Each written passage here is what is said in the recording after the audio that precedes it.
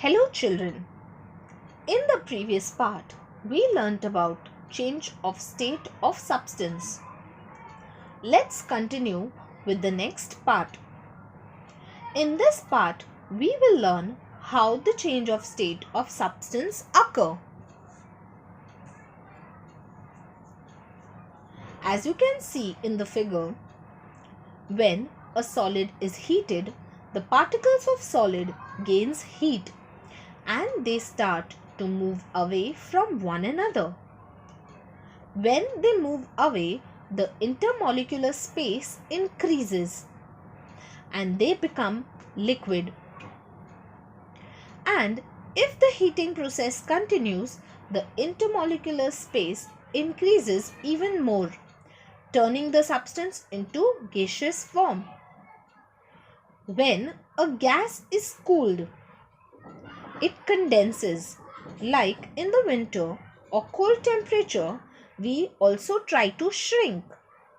Similarly, the particles come closer to each other and the intermolecular space decreases and the substance condenses to form liquid. If the process continues, the intermolecular space decreases even more to form a solid. For example, ice when heated, it melts and forms water. Water when heated evaporates to form water vapors. Similarly, water vapors when cooled forms water droplets. You must have observed that in the morning there are dewdrops on the leaves.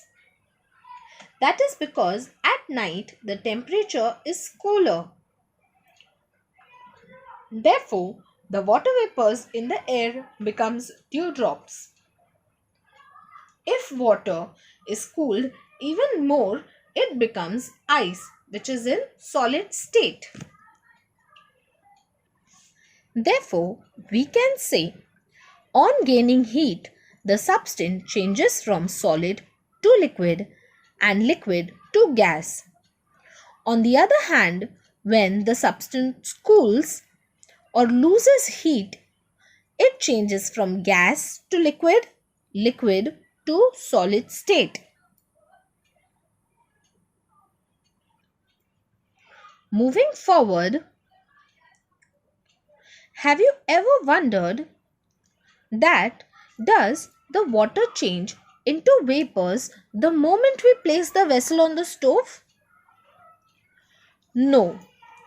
When a substance gets heated, it becomes warm and then hot. We put our hand or finger in the water to judge how hot it is. But that is not an accurate measure. Besides, if the substance is very hot, we could get burnt very severely. Therefore, we use a thermometer to measure the temperature. Degree Celsius is the unit of measuring temperature.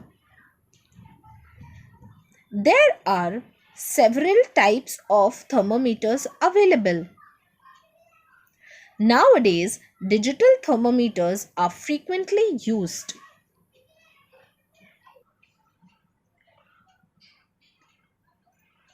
Boiling. Water is continuously evaporating. We know that water spilled on the floor dries up slowly on its own. This evaporation occurs from the surface of the water. What happens when the water boils? As the water gets heated, its temperature increases and it evaporates at a faster and faster rate. When water kept on a stove attains a particular temperature or level of heat, then evaporation takes place in all parts of the body of water. Then we see water bubbles rising at faster and faster rate to the surface and steam mixing in the air. This is called boiling of water or ebullition. At sea level, pure water boils at 100 degrees Celsius.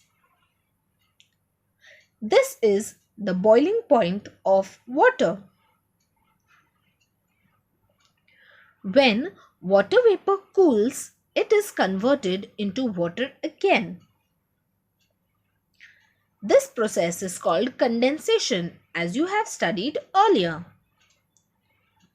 Condensation of steam also takes place at 100 degrees Celsius, which means that the boiling point and the condensation point of water are one and the same.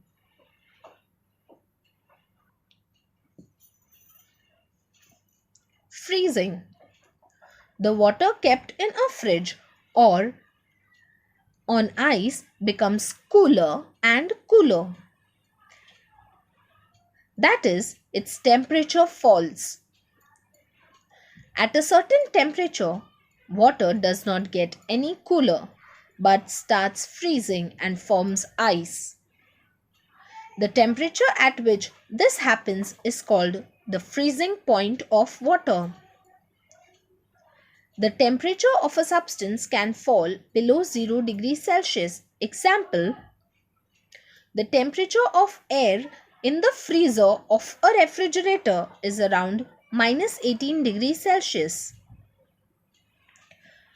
When ice gets heated, it starts melting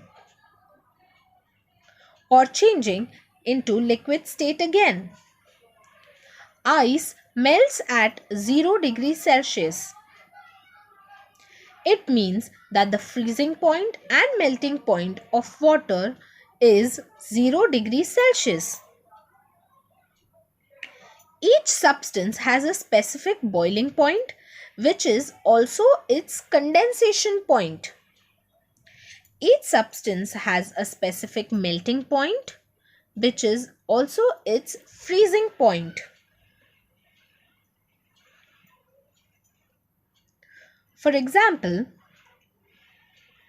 candle. Freezing point of candle is 60 degrees Celsius. Freezing point is also the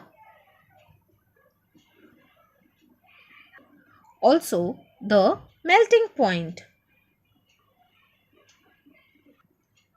Freezing point of plastic is less than 250 degrees Celsius.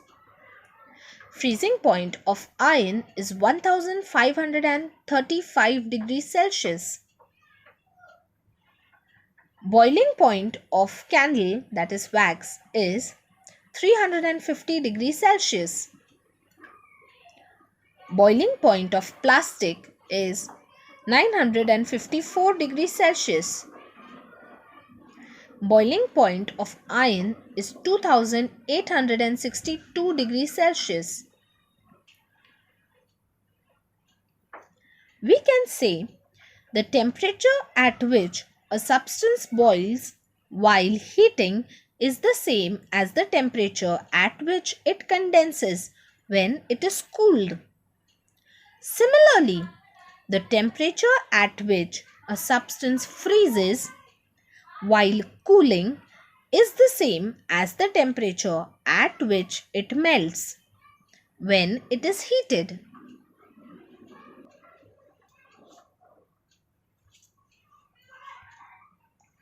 Sublimation. The change of a solid substance directly into a gas or vapor without first changing into liquid is called sublimation. For example, you must have seen that the camphor balls kept in your house, they directly evaporates into gas without changing into liquid. Let's understand the activity given to us in the second picture. Take some sand in a crucible, that is a bowl. Put a few iodine crystals on it.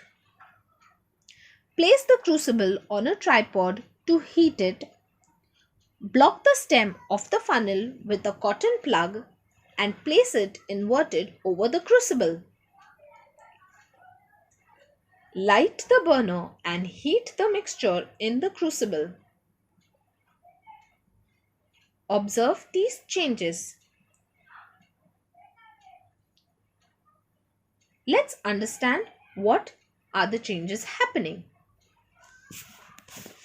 Iodine crystals do not melt on heating but changes directly to the gaseous state.